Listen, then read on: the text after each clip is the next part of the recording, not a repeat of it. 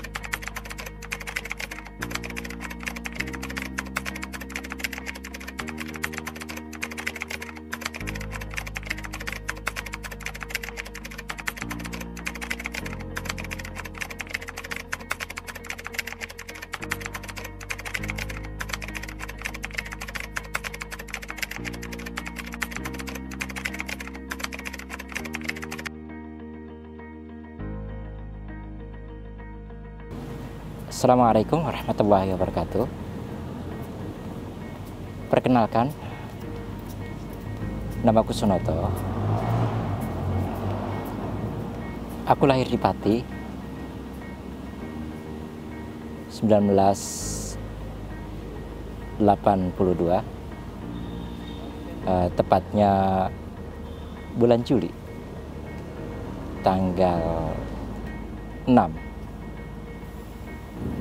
Ya, saat ini aku tinggal di Talas 1, Pondok Cabe Hilir. Sudah lama aku tinggal, dan aku dari 4 bersaudara.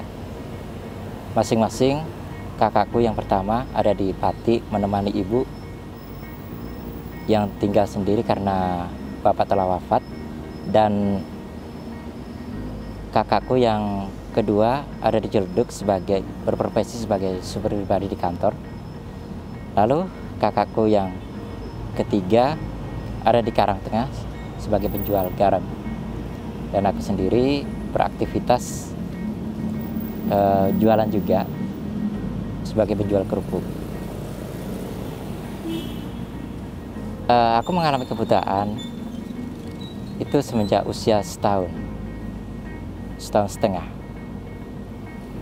Mama cerita ketika aku lahir dalam keadaan normal, namun tiba-tiba aku mengalami demam tinggi yang menurut medis dikatakan bahwa aku stroke, sehingga dari keadaan itu ada syaraf yang terganggu. Ternyata yang syaraf yang terganggu adalah penglihatanku. Aku sempat dibawa ke rumah sakit Haryadi Semarang selama 1 bulan dengan tujuan untuk dioperasi. Namun karena saat itu aku masih balita, jadi aku tidak bisa dioperasi. Akhirnya aku dibawa pulang. Tidak berhenti sampai di situ, Mama selalu mengupayakan, mulai dari upaya medis dan non medis. Tapi ternyata pada Allah, memang Allah tidak mengizinkan, dan Allah memilihkan yang terbaik untukku. Dan aku sebenarnya terima hal itu, namun orang tua dan keluarga sangat berat. Akhirnya aku sempat disembunyikan sejak aku kecil hingga aku berusia remaja. Qadarullah pula, ternyata aku bertemu dengan pamanku yang sudah lama di Jakarta. Pada saat itu aku disembunyikan di kamar belakang ketika kakakku yang kedua sedang melaksanakan resepsi pernikahan. Pamanku menengok ke kamar belakang dan menanyakan kepada Mama, "Mbak Yu, itu siapa? Akhirnya mama dengan malu-malu mengakui, oh ya dek, maaf, ini adalah keponakanmu yang terakhir aku sembunyikan karena keadaannya seperti ini. Terus kata paman saya, Mbak Yu, ini tidak boleh dibiarkan. Biarlah aku yang mengupayakan. Nanti biar Kang Masnya nih yang baru nikah, biar dibawa ke Jakarta. Nanti aku yang akan mengupayakan. Lalu aku diupayakan, dibawalah aku ke asrama. Aku jalin pendidikan keterampilan pijat memijat selama 3 tahun. Lalu setelah itu aku ikut persamaan SD, pindah di asrama di wilayah Jakarta Timur, di Cawang, ya dekat Rumah Sakit Budi Asih. Aku ikut persamaan SD sampai 2008. Akhirnya aku memilih untuk mandiri, dan aku mohon izin kepada kakak-kakakku semua, aku ingin mandiri. Aku mulai kerja, ikut teman-teman, menerapkan ilmuku, ilmu pijat memijat. Namun seiring berjalannya waktu ternyata tidak berhasil. Akhirnya pertengahan 2011, tepatnya bulan April, aku memulai usaha yang lain, yaitu dengan berjualan keliling. Itu dengan jual kerupuk keliling. Bertahan hingga sekarang. 1 tahun pertama, alhamdulillah aku merasa happy. Tahun pertama setelah 1 tahun, 2012 tepatnya, aku mengikuti kejar paket karena ada adik kelasku yang memberi kabar bahwa ada satu lembaga yang berbasis Islam yang bidang di Al-Quran Braille menyelenggarakan kejar paket B dan C startup SMP dan SMA.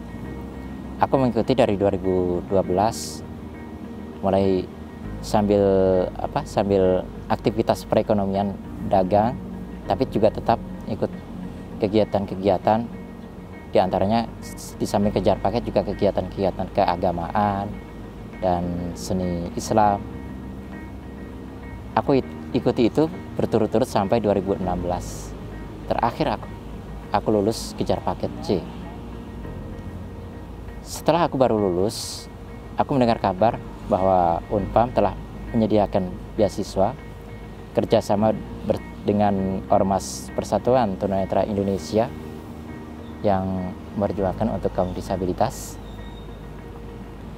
Namun karena pada saat itu berkas-berkas belum begitu lengkap, aku baru lulus. Lalu 2019 tepatnya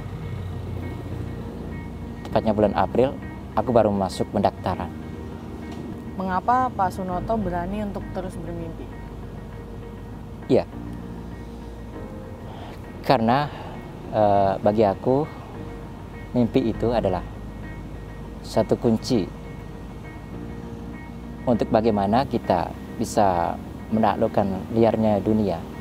Karena dalam kehidupan ini kita patut bersyukur bahwa walaupun ada kekurangan, ketidaksempurnaan secara fisik, namun Allah telah menganugerahkan akal yang sehat. Sebagai bentuk syukur kita, maka akal yang sehat itu harus kita gunakan untuk mengabdi. Itu cita-citaku. Pertimbangan apa saja nih yang Bapak pikirkan sebelum memutuskan untuk berkuliah? Di antaranya sih ada hal-hal yang perlu saya pertimbangkan, ya. Tentu apakah keluarga support atau tidak, keluarga khawatir atau tidak, begitu kan. Nah, tentu keluarga tentu ada sedikit kekhawatiran, ya. Nanti kamu bagaimana biayanya? Nah, di situ saya memberikan motivasi kepada kakak-kakak saya. Sudah, jangan pikirkan, biarlah aku yang mencari. Dan ternyata alhamdulillah Allah memberikan jalan. Inilah jalannya. Untuk masalahnya, masalah apa saja nih yang ada sebelum berkuliah? permasalahan-permasalahan yang ada, diantaranya tentang administrasi kependudukan ya. Jadi saya sempat mengalami keterlantaran karena ketika awal saya memperpanjang administrasi kependudukan dari 2016, ternyata 2019 baru jadi. Jadi itu permasalahan-permasalahan yang saya hadapi.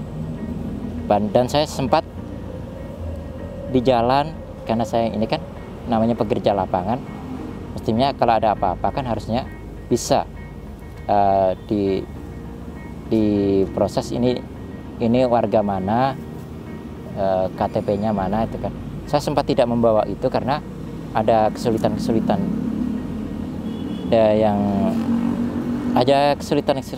birokrasi yang terjadi di negeri kita ini ternyata.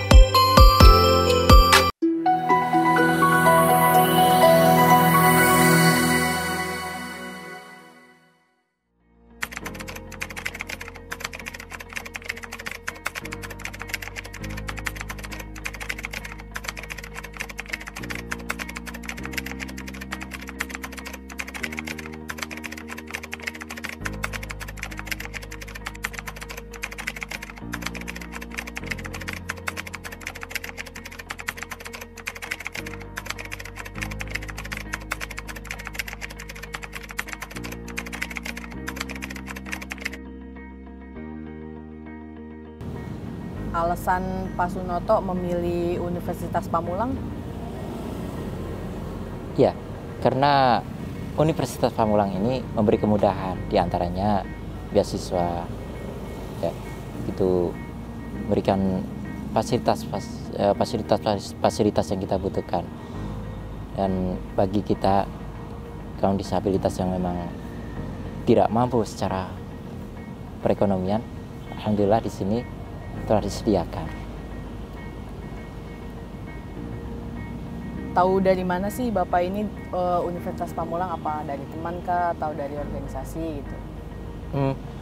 Awal mulanya dari guru saya, guru yang mengajar saya di Kejar Paket, namanya Ibunda Aryani Sri Ramadhani. Beliau mengabarkan bahwa ini ada rekan-rekan dari Ormas Persatuan Tunanetra Indonesia telah memperjuangkan tentang beasiswa agar kaum disabilitas mendapatkan beasiswa, dan salah satu kampus yang bersedia adalah Universitas Pamulang, dan ini sudah berjalan mulai 2016 ini. Itu kabar dari guru saya. Lalu 2019 tepatnya bulan April, aku baru masuk pendaftaran. Aku datang seorang diri. Pada saat itu ada Ibu Ketua Pusat Pelayanan Disabilitas, Ibu Nani Rusna ini yang menerima saya dan mencatat administrasi tentang program apa yang prodi apa yang akan dipilih. Aku hampir saja mengambil prodi hukum, namun ketika mau ditulis tiba-tiba aku ragu. Akhirnya aku pilih FKI PPKN karena saya pikir FKI PPKN ini adalah ada satu hal yang bisa diterapkan untuk mengabdi ke masyarakat. Apakah itu sebagai guru, karena ini kan bidangnya pendidikan, bisa juga menjadi seorang motivator tentang kewarganegaraan. Apapun itu nantinya, yang terpenting aku jalani dulu. Karena tujuanku kuliah ini di samping ingin mendapatkan ilmu, aku juga ingin mendapatkan teman baru. Karena kalau ketika saya kejar paket, kemudian sekolah di asrama, kan teman-temanku kebanyakan sesama disabilitas netra. Nah, kalau ini kan saya ingin belajar bagaimana dengan teman-teman yang awas.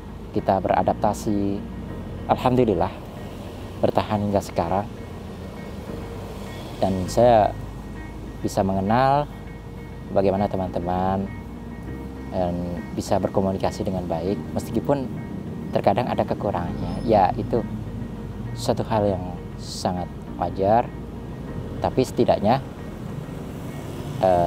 kalau aku ingat waktu aku diajari di asrama, kalau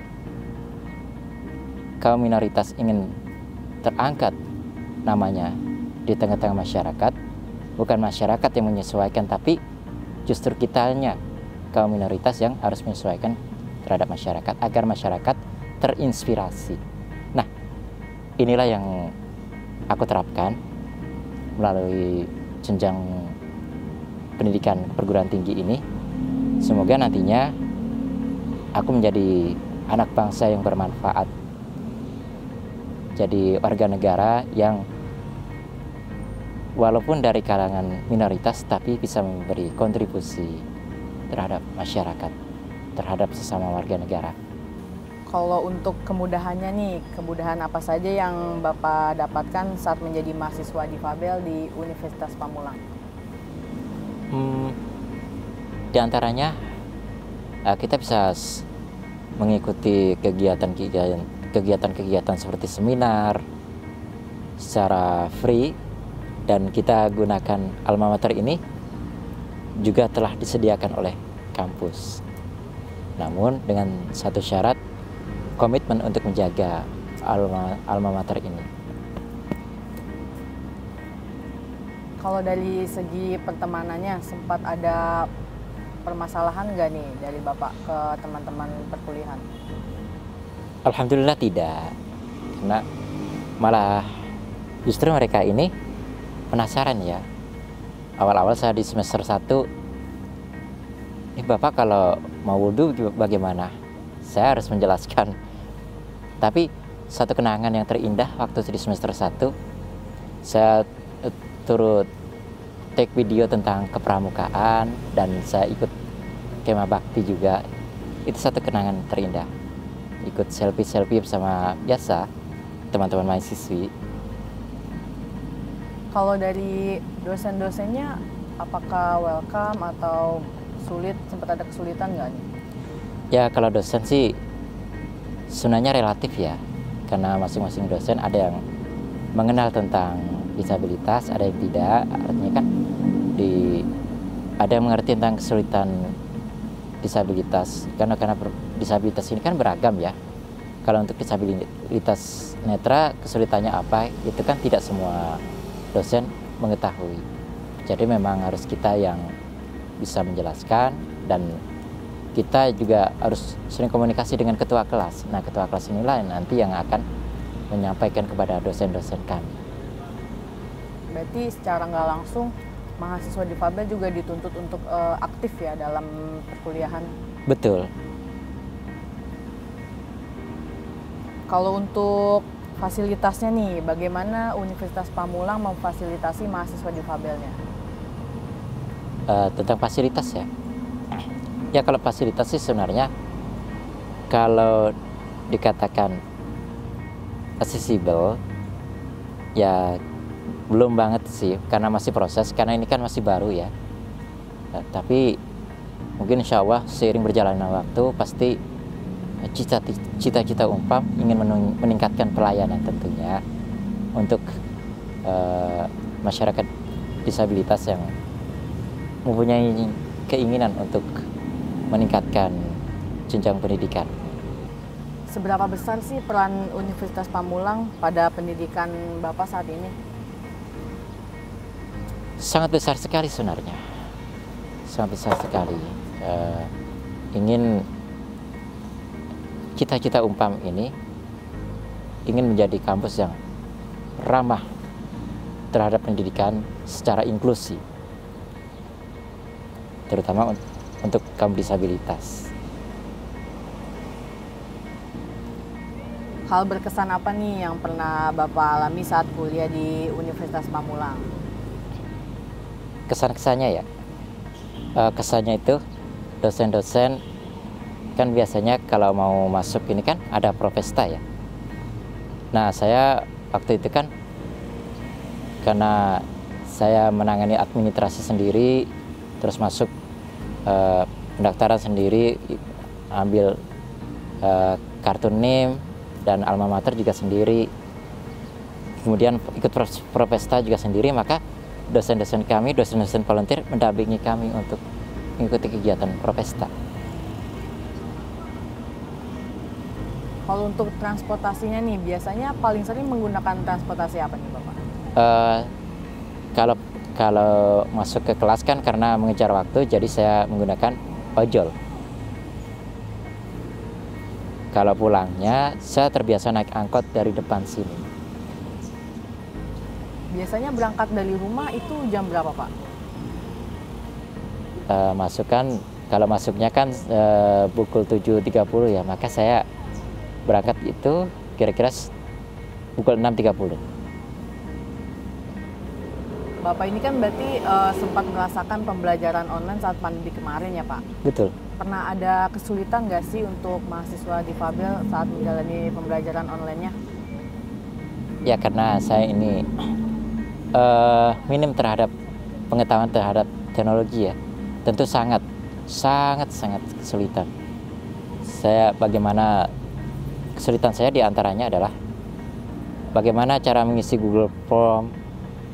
Itu di awal-awal saya betul-betul sama sekali tidak bisa melakukan. Terus dalam menggunakan Google Meet, kemudian Zoom, sama sekali awal-awal itu saya betul-betul kesulitan. Namun seiring berjalannya waktu, karena komunikasi saya dengan teman-teman sesama disabilitas yang sudah menguasai teknologi, alhamdulillah semua itu bisa berjalan. Saya bisa mengikuti tatap muka melalui dunia maya.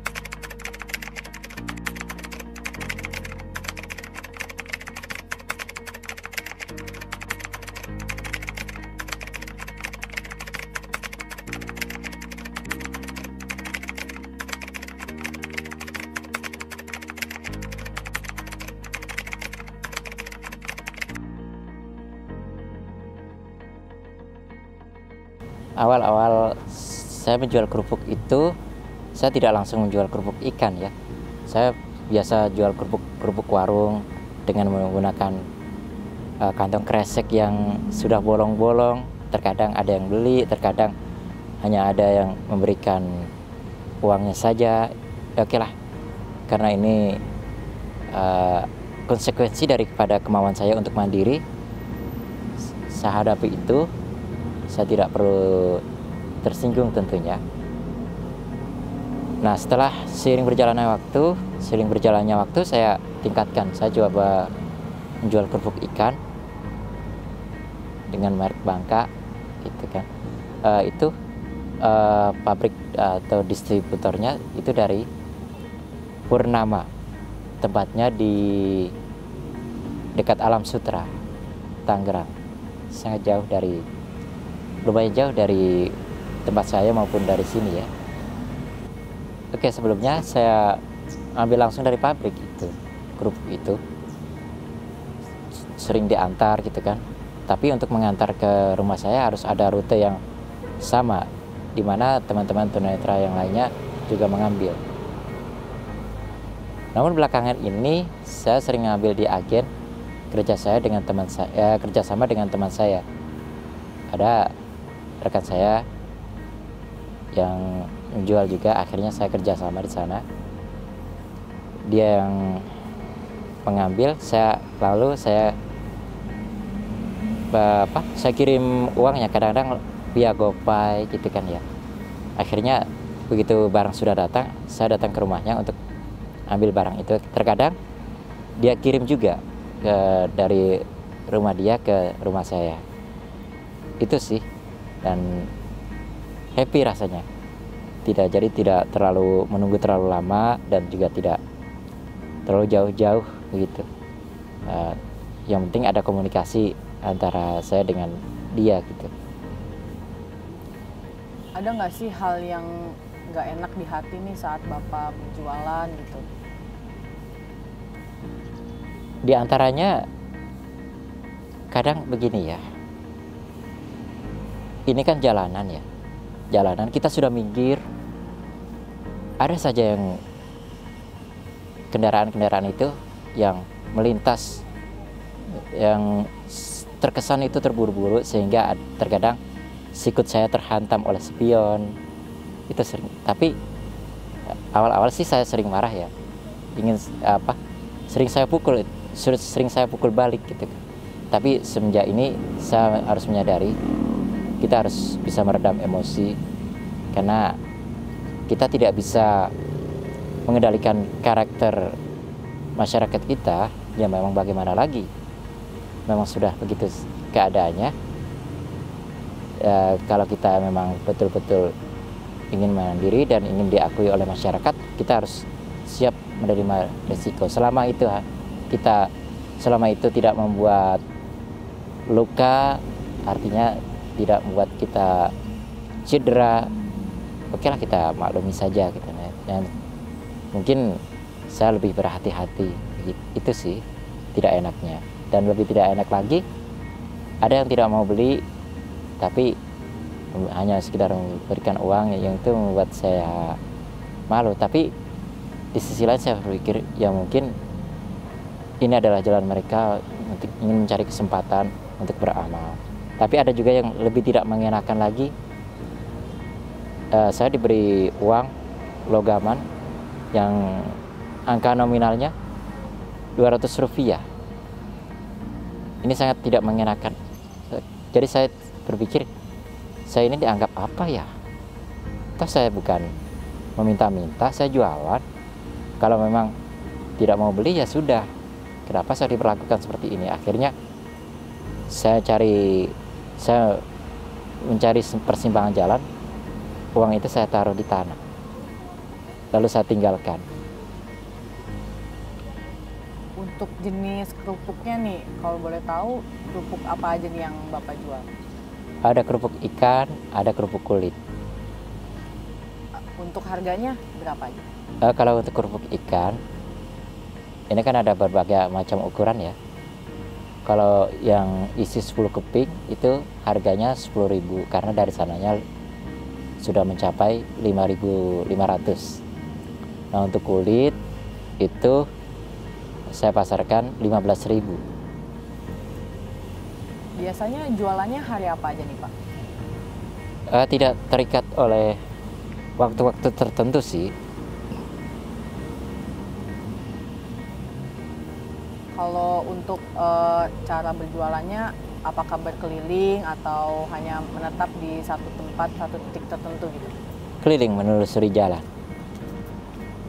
Biasanya banyak nggak sih yang beli kalau dalam hari tertentu kayak weekend gitu? Sebelum pandemi lumayan ya, alhamdulillah. Sehari itu bisa menghasilkan di atas 40.000 sih, atau di atas 50.000 bahkan. Paling tidak 70.000 bisa tercapai. Namun semenjak pandemi ini sangat luar biasa, dan perekonomian juga belum begitu betul-betul pulih. Kalau untuk biasanya tuh yang beli itu ibu-ibu, bapak-bapak, atau banyak yang anak muda juga nih Pak yang beli? Saya kan sering lewat di kampus UIN ya. Kadang-kadang kalau saya pas mencari waktu malam itu kan, kalau malam itu kan ada reguler B ya. Itu terkadang mahasiswi juga membeli juga. Berarti biasanya jualannya waktu-waktu malam malah ya Pak? Bisa malam, bisa siang. Tergantung keadaan, tergantung kesibukan juga sih. Karena kan banyak hal yang harus saya kerjakan, seperti ya mencuci, mentriska, terus masak nasi, mencari lauk matang di warung-warung makan gitu kan. Kalau untuk kejadian-kejadian yang menyenangkan saat berjualan ada nggak nih Pak? Kalau kejadian-kejadian yang menyenangkan itu ada sih. Misalnya kadang diborong, terus kadang membeli 5 bungkus tapi uangnya 100.000, selebihnya untuk abang, begitu sih. Biasanya sebulan itu pendapatan bersihnya berapa nih Pak? Kalau normal sih bisa mencapai 1 juta ya, 1,5 juta. Itu untuk mencukupi seperti kontrakan, beli token untuk air gitu juga, gitu kan. Kan banyak nih ya Pak, kalau tunanetra itu yang juga berjualan kerupuk. Menurut Bapak, mereka itu saingan Bapak atau bukan? Tidak tersaingi sih, tidak merasa tersaingi sih, malah saya sangat apresiasi. Karena saya salut mereka itu, karena awalnya mereka juga pemijat ya. Nah, ketika pemijat itu kan menunggu tamu. Nah, tapi tiba-tiba dia harus terjun ke lapangan, harus panas-panasan. Nah, itu yang saya apresiasi. Demi mencukupi kebutuhan, mereka tidak menunggu apa yang datang, tetapi malah justru jemput bola. Itu yang saya suka daripada mereka. Dari tahun berapa sih Bapak udah jualan kerupuk? Dari 2011. Bagaimana pendapat Ibu melihat semangat Bapak saat mencari nafkah dengan berjualan keliling? Ya, pendapat saya ya luar biasa ya, dengan kegigihannya dia, dengan semangatnya dia yang tanpa bantuan orang lain gitu. Bisa berdiri sendiri lah gitu. Tanpa bantuan dia nggak mau menerima tanpa embel-embel gitu. Dia nggak mau menerima bantuan dari orang lain tanpa berjualan itu, gitu aja. Berarti udah sering ya Bu tiap hari lewat sini? Iya, tiap hari. Emang itu kan dekat kan rumahnya. Iya, ya dia sampai kemana-mana sih dagangannya, jualannya. Apa nih rencana Bapak setelah lulus kuliah dari Universitas Pamulang? cita-cita saya yang tertinggi sih ingin menjadi pengajar ya. Itu yang paling tertinggi, minimal kalau tidak ya bisa menjadi motivator yang berbicara dengan bebas materi, apakah tentang pendidikan atau tentang politik, tentang hukum, tentang keluarga, pokoknya tentang kewarganegaraan, yang menyangkut tentang kewarganegaraan. Itu sih sesuai dengan bidangku yang ku ambil saat ini. Ada nggak nih pesan yang ingin disampaikan kepada seluruh mahasiswa difabel maupun yang non difabel yang saat ini sedang berkuliah atau masih bingung nih mau berkuliah atau enggak? Pesan saya sih, kalau sudah ada niat untuk kuliah dan sudah masuk, sudah diterima, jangan berhenti di tengah-tengah. Karena kalau berhenti di tengah-tengah, itu terutama yang menerima beasiswa ya, akan sangat memalukan. Karena beasiswa ini kan ditangani oleh yayasan yang bertanggung jawab kan, Pusat Pelayanan Disabilitas. Kalau ada mahasiswa disabilitas keluar masuk atau masuk tapi tiba-tiba keluar, ini kan sangat memalukan sekali kan, dan memalukan kaum disabilitas lainnya juga, memalukan kami juga gitu kan. Dan untuk teman-teman yang non disabilitas, kalau sekiranya ada kesulitan pada biaya, sebaiknya dibicarakan ke prodi atau kemana yang bertanggung jawab tentang hal ini. Tapi saya pikir Unpam ini sangat murah kok.